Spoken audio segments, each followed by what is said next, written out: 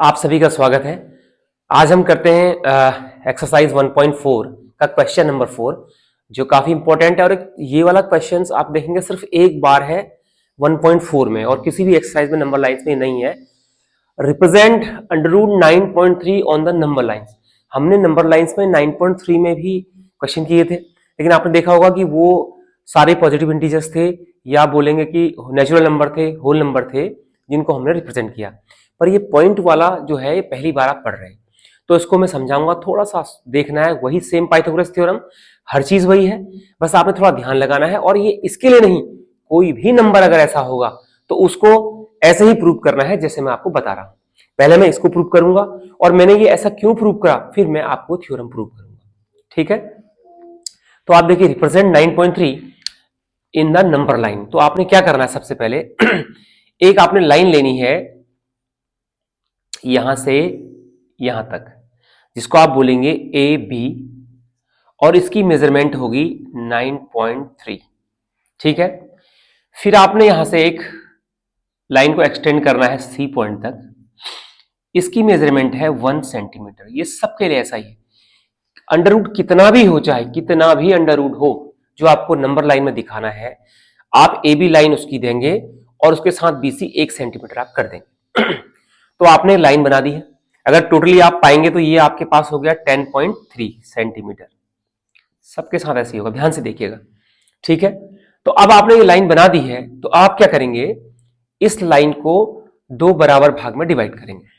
ठीक है, यानी कि इसका सेंटर जानेंगे क्या है। तो सेंटर आपको पता है, आप सेंटर जो है यहां से कंपास को रख के एक नॉर्मली एक आपने अनुमान लगाया कि हाफ से मोर देन हाफ, आधे से अधिक दूरी, मोर देन हाफ डिस्टेंस लेकर के एक आर्क आप ऊपर की तरफ लगाएंगे, उसी डिस्टेंस का एक आर्क आप नीचे की तरफ लगा देंगे।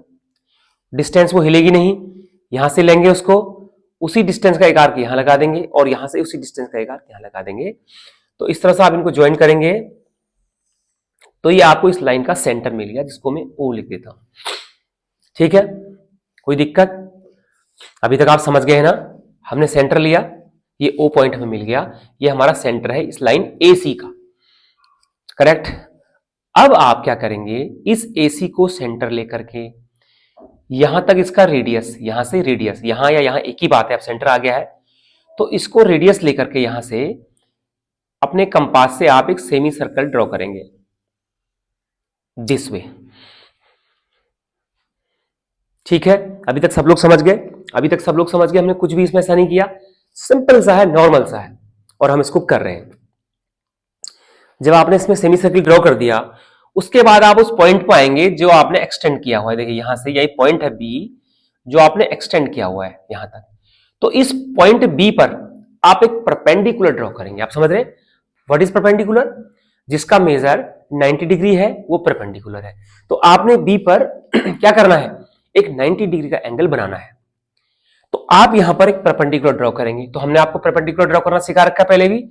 यहां पर आप अपना कंपास रखेंगे, एक छोटा सा सेमी सर्कल बनाएंगे, उस डिस्टेंस हिलनी नहीं चाहिए वाली, जो डिस्टेंस से बनाया गया है उसको यहां पर लेकर के एक आर्क यहां लगाएंगे, एक आर्क इसके बाद आगे और लगाएंगे। करेक्ट। फिर आप डिस्टेंस यहां से फिर एक सेम डिस्टेंस, कोई भी एक डिस्टेंस लेकर के एक आर्क आपने ये लगाया और एक आर्क यहां से आपने ऊपर ये लगा दिया। इसको इससे मिलाते हुए आप आगे तक बढ़ाएंगे जब तक ये सेमी सर्कल को कट नहीं कर देता। समझ गए हैं? बिल्कुल आराम से समझिए, बहुत ही आसान क्वेश्चन है। आपने इसको आगे बढ़ाया जहां तक ये आपका जो सेमी सर्कल था उसको जब तक ये कट नहीं कर देता है तब तक आपने बढ़ाया, और आप देख रहे हैं कि अब ये सेमी सर्कल को वहां पर कट कर चुका है। तो जहां पर कट किया है वहां पर एक पॉइंट डी दे दीजिए इसको। देखिए ए बी सी डी आपने दे दिया डी पॉइंट।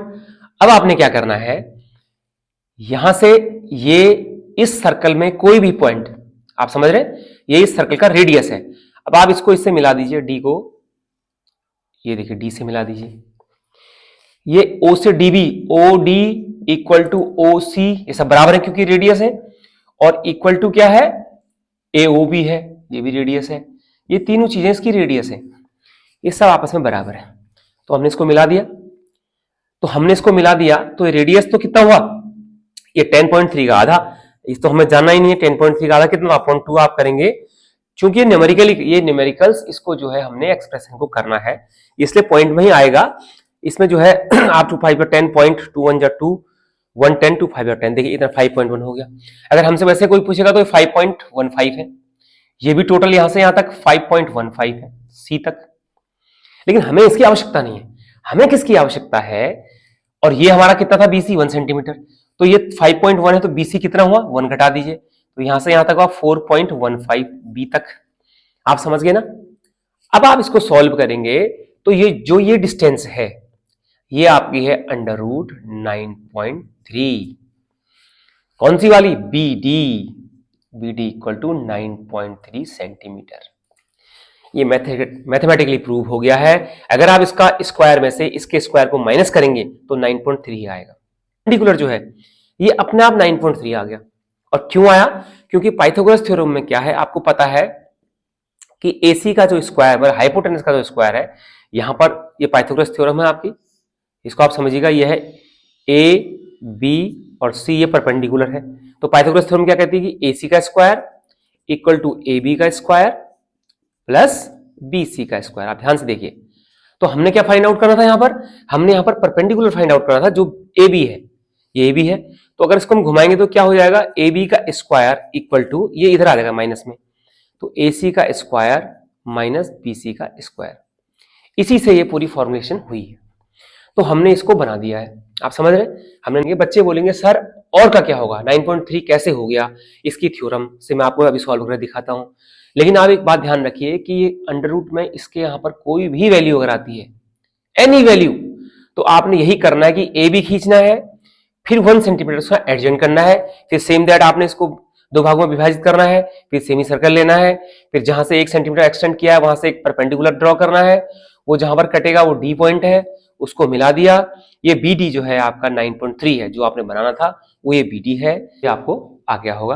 और अगर इसकी जो थ्योरम है उसको आप समझना चाह रहे हैं तो उसके लिए मैं एक अलग से वीडियो बनाऊंगा, लेकिन बेसिकली ये बेस्ड है पाइथागोरस थ्योरम पर। आप समझ रहे हैं, ये पाइथागोरस थ्योरम पर बेस्ड है। तो आज के लिए ये क्वेश्चन हो गया है।